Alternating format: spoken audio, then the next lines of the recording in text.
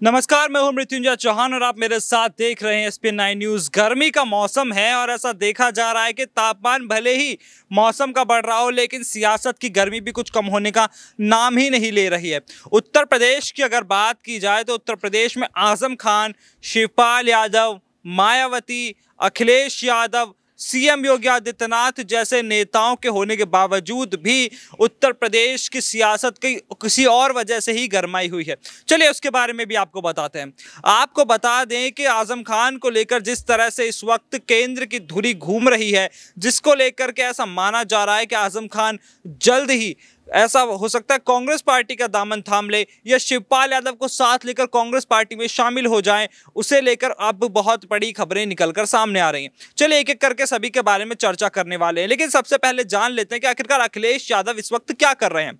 अखिलेश यादव इस वक्त इफ्तार पार्टियां ज्वाइन कर रहे हैं। अखिलेश यादव इस वक्त मुसलमानों को लुभाने की कोशिशों में लगे हुए हैं, जो आजम खान के नाराज होने के चलते उनसे रूठे हुए हैं।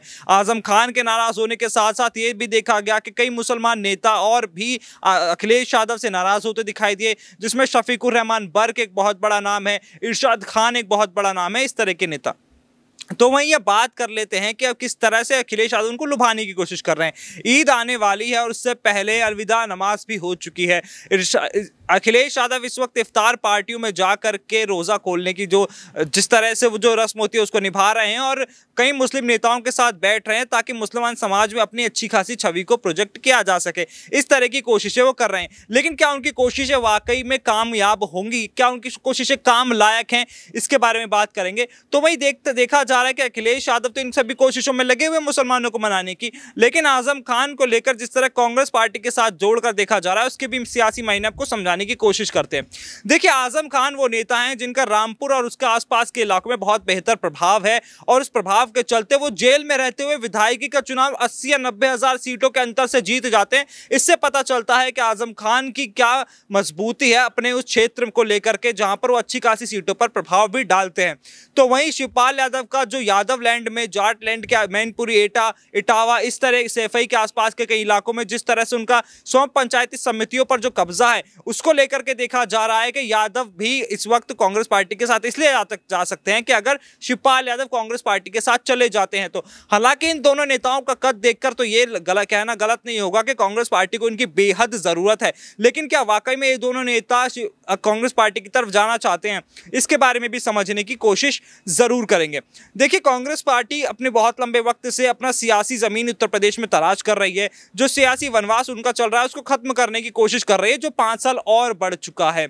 अब देखा जा रहा है कि 2024 में लोकसभा चुनाव की लड़ाई शुरू होने वाली है, तो उससे पहले कांग्रेस पार्टी चाहती है कि लोकसभा चुनाव में कुछ सीटें उत्तर प्रदेश में निकाल ली जाएं ताकि आने वाले विधानसभा चुनावों के लिए एक सियासी जमीन तैयार कर ली जा सके।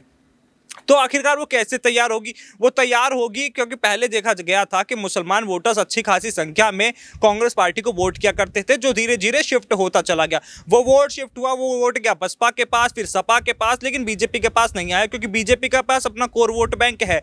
लेकिन वो वोट बैंक दोबारा कांग्रेस पार्टी के पास कैसे आएगा? वो वोट बैंक दोबारा कांग्रेस पार्टी के पास आएगा अगर आजम खान कांग्रेस पार्टी में शामिल हो जाते हैं तो, क्योंकि आजम खान को भी तो किसी की जरूरत है, आजम खान को भी तो किसी ऐसे नाम की जरूरत है जो उनके साथ अगर चले तो उनको पार्टी में अच्छा खासा पद दिया जा सके। क्योंकि अखिलेश यादव ने तो उनके साथ ये मानी धोखा कर दिया है। अखिलेश यादव तो ना उनसे मिलने जाते हैं, ना उनसे बात करने की कोशिश करते हैं, बल्कि सिर्फ मीडिया में आकर बयान दे देते हैं कि अखिलेश यादव और समाजवादी पार्टी आजम खान के साथ खड़े हैं। लेकिन कैसे साथ खड़े हैं जबकि 2 साल में ऐसी कोई खबर नहीं है कि जेल में अखिलेश यादव आजम खान से मिलने तक पहुंचे हैं। तो वहीं दूसरी तरफ ये देखा गया कि जिस तरह से सिर्फ मुसलमानों को साथ लेकर ही कांग्रेस पार्टी नहीं जीत सकती, यादवों का वोट भी चाहिए, अहीरों का वोट भी चाहिए, राजपूतों का वोट भी चाहिए, जाटों का वोट चाहिए, गुर्जरों का वोट चाहिए, ये सारे वोट भी तो चाहिए। लेकिन सबसे पहली बात ये देखी जा रही है कि राजपूतों का वोट इतनी आसानी से कांग्रेस पार्टी की तरफ शिफ्ट होने वाला नहीं है, क्योंकि राजपूतों और ब्राह्मणों का वोट सबसे ज्यादा अगर किसी को पड़ता है तो वह है बीजेपी। लेकिन अगर शिवपाल यादव इस वक्त कांग्रेस के साथ आ जाते हैं तो ये जरूर मुमकिन है कि यादव लैंड का जो ज्यादातर वोट है वो कहीं ना कहीं जा सकता है अगर कांग्रेस पार्टी के साथ अगर शिवपाल यादव उसमें शामिल हो जाते हैं तो। लेकिन 2024 को लेकर के फिर कितनी सीटें निकाल पाएगी कांग्रेस पार्टी, हालांकि ये देखा जा रहा है कि अभी ये दोनों नेता भी शामिल नहीं हुए, लेकिन अगर कयास लगाए जाएं तो करीबन 80 लोकसभा सीटों में से 5 या 6 लोकसभा सीट आराम से कांग्रेस पार्टी निकाल सकती है अगर ये दोनों नेता अगर इस वक्त देखा जाए कांग्रेस पार्टी में शामिल हो जाते हैं तो। लेकिन अब बात ये उठकर आती है कि क्या बीजेपी हाथ पर हाथ रख के बैठी रहेगी, क्योंकि ऐसा देखा जा रहा था कि शिवपाल यादव बीजेपी नेताओं से मिले, बीजेपी के नेताओं को ट्विटर पर फॉलो कर लिया, बीजेपी में जाने के सीधे तौर पर संकेत देने लगे, तो क्या बीजेपी में शामिल हो सकते हैं? तो उसका जवाब भी हम देते हैं। कुछ वक्त पहले शिवपाल यादव से फिर पूछा गया था मीडिया कर्मियों की तरफ से कि सर बहुत लंबा वक्त हो चुका है, अब आपकी क्या रणनीति आगे आने वाले वक्त को लेकर, आजम खान को लेकर? तो उन्होंने कहा कि हम आजम खान के साथ खड़े हैं और आने वाले वक्त में जल्द ही आपको अच्छी खासी खबर मिल जाएगी। तो वहां पर ऐसा देखा गया कि बीजेपी अपना पल्ला झाड़ती नजर आ रही है शिवपाल यादव से, लेकिन शिवपाल यादव को किसी ना किसी की जरूरत है। वो एक बेल होती है ना कि एक बेल को अगर डंडे का सहारा मिल जाए तो उस पर लिपटती चली जाती है, उस तरह की बेल इस वक्त शिवपाल यादव है। और वो सहारा किसका होने वाला है, वो कांग्रेस का या बीजेपी का, ये तो खैर वक्त ही बताएगा। लेकिन अखिलेश यादव की मुश्किलें भी यहां कम होने का नाम नहीं ले रही हैं। एक तरफ शिवपाल चाचा, एक तरफ आजम खान, एक तरफ कई मुस्लिम बड़े नेता, इफ्तार पार्टी में उनका जाना, नाराजगी झेलना, उसके अलावा मायावती के साथ जिस तरह से उनकी तू मैं चल रही है। कुछ वक्त पहले मायावती को लेकर भी उन्होंने कई बड़े बयान दिए थे। मायावती को लेकर के उन्होंने कहा था कि उन्हें राष्ट्रपति बीजेपी बना देगी, और इसके बाद उन्होंने और भी बड़ी बातें कही थी, जहां मायावती ने लताड़ते हुए अखिलेश यादव को सबक सिखाया था। मायावती ने साफ तौर पर कहा था कि 2019 में बसपा के समर्थन से जो समाजवादी पार्टी कुछ नहीं कर पाई, वो उनसे आगे कैसे निकल पाएगी, और आगे आने वाले चुनाव में और बुरी हालत देखने को भी मिल सकती है।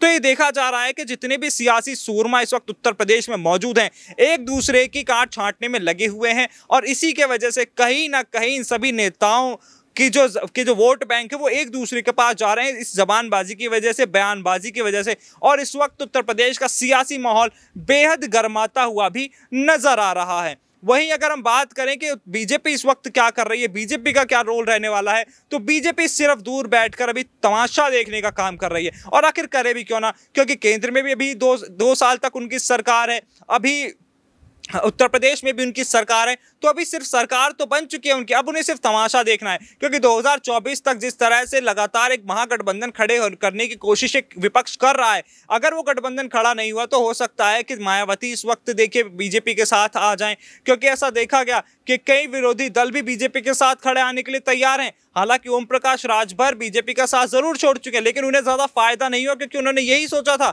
कि ओम प्रकाश राजभर को फायदा होगा समाजवादी पार्टी के साथ जाकर, लेकिन उनकी सारी उम्मीदों पर पानी फिरता नजर आए। तो उत्तर प्रदेश की सियासत जो है वो दिन पर दिन नए नए मोड़ लेती तो जा रही है, लेकिन आगे आने वाले वक्त में अगर 2024 के चुनावों की तैयारी करनी है तो उसका रास्ता कहीं ना कहीं उत्तर प्रदेश की सड़कों से होकर दिल्ली तक जरूर जाता है।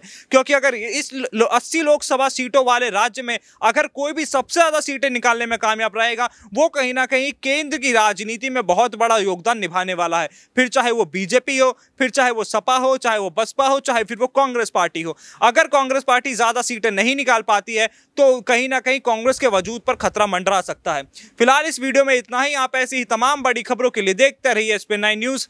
नमस्कार।